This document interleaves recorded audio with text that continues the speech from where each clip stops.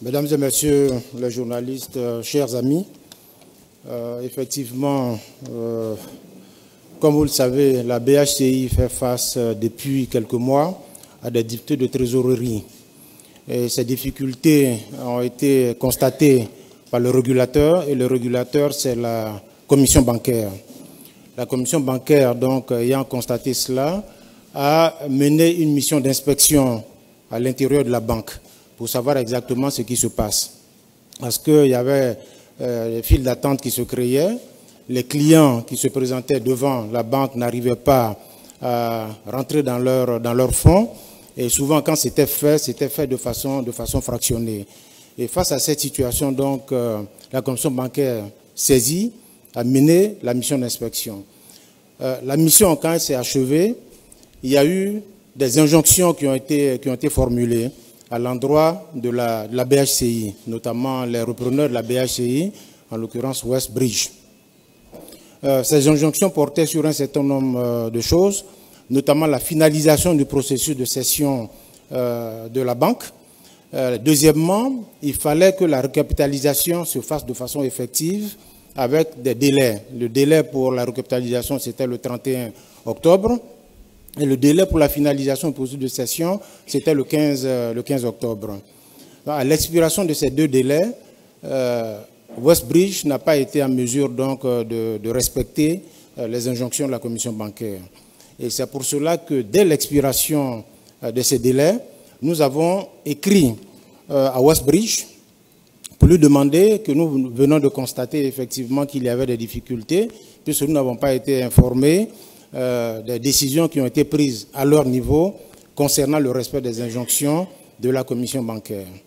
Et nous avons invité les responsables de Westbridge à venir nous voir pour que nous puissions échanger pour savoir exactement quelle était leur posture, quelles étaient les décisions qu'ils envisageaient de prendre. Et je dois vous dire également que pendant que nous étions en train de mener ces discussions, ces échanges avec Westbridge, Westbridge a demandé une audience aux autorités. Et dans cette audience, dans le courrier de la demande d'audience, il expliquait que les injonctions de la commission bancaire les mettaient dans une incapacité à pouvoir gérer la banque. Et que donc, par voie de conséquence, il souhaitait donc rentrer en discussion avec les autorités pour annuler en fait la cession. Donc, quand nous avons publié le communiqué faisait suite déjà à des courriers de relance à Westbridge, l'invitant à venir discuter justement des modalités d'annulation de la cession. Maintenant, le communiqué, vous dites que le communiqué n'est pas signé, le communiqué est bel et bien signé. C'est moi-même qui ai signé le communiqué, daté. Certainement que la version que vous avez eue, c'était une version peut-être provisoire.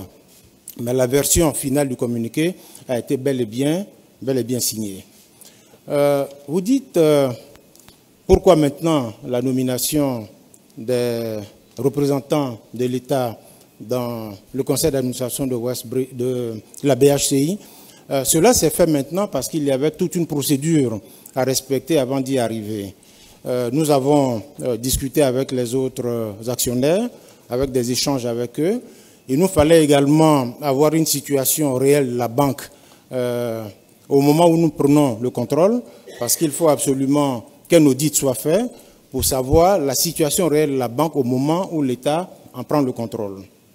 Tout ça, ça nécessitait un certain nombre de démarches qui ont fait qu'aujourd'hui, nous avons donc désigné nos représentants au sein du conseil d'administration de la BHCI.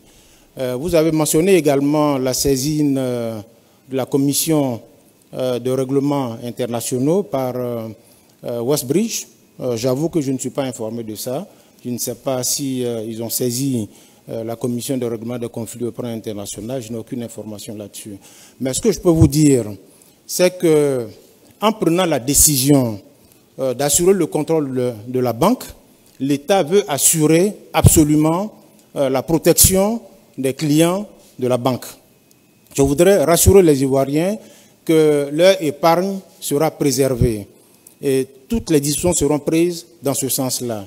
Et c'est le sens également du contrôle, la prise de contrôle de la banque par l'État de Côte d'Ivoire.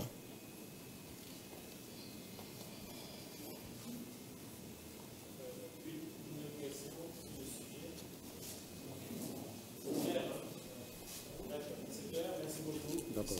Ok.